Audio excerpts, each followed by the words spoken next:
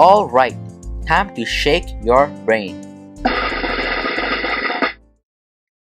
Before getting into the details of the technique, let me give you a simple challenge. Memorize this grocery list of 10 items. Pause the video and allow yourself 2 minutes examining the list. Then, without looking at the list, try to recall all the items. Were you able to remember this list? How many items did you remember? We waste so much time struggling to remember things that are simply not memorable.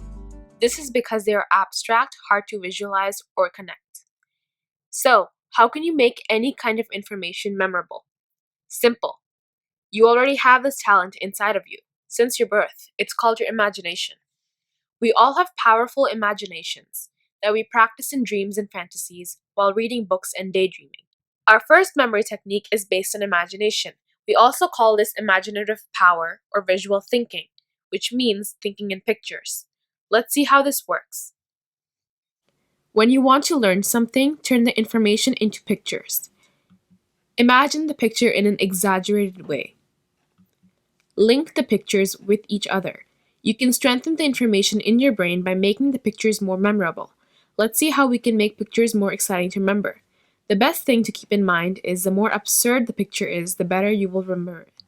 Imagine the object and exaggerate. The mind remembers unusual and awkward things, like this car all painted with leaves or this man walking in a crocodile's mouth. Action. Your brain remembers actions and motion. If there is some action and emotion involved, the picture is more memorable for it. Make it strange, more exciting, frightening, embarrassing, or funny. This is what locks the event into your long-term memory. Associate. Associate the object with each other. Make all your associations ridiculous and illogical. If associations are logical, this system won't work. Your mind can remember illogical associations more easily. So, you got the secret of great memory.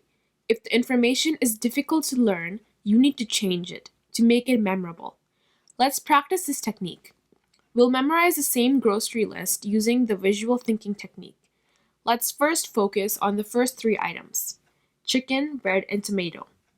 Imagine a big-sized chicken eating a big loaf of bread. After eating the bread, she lays tomatoes instead of eggs. Imagine you put these tomatoes into a box that is book-shaped instead of putting it into an egg rack. When later you try to open the book to get a tomato, you realize that you can't open it because it is covered with a sticky bubblegum. You struggle with the book to remove bubblegum, and your hands become messy. You get a big gallon of milk to wash your hand. After washing your hands with milk, you put the leftover milk into a big plastic envelope. Oh wait, why? The milk is turning green. You realize that there was already spinach in the envelope that turned the milk green. You are so tired of this hard work that you decide to get a big cup of coffee and add this green spinach milk into the coffee. You are also feeling hungry, so you drink the coffee with cake.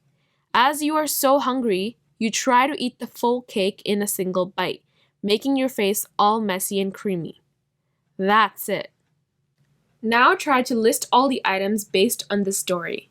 You'll find that you can list all the items easily, forward order and backward. Chicken, bread, tomatoes, book, bubblegum, milk, envelopes, spinach, coffee, cake. You can strengthen this list into your memory using the same story or by making another story of your own choice. Wow! Now you see the power of this technique. You can use this technique with any number of items and on any type of list. Anything can be made compatible with the way your memory works by representing it as a set of linked pictures.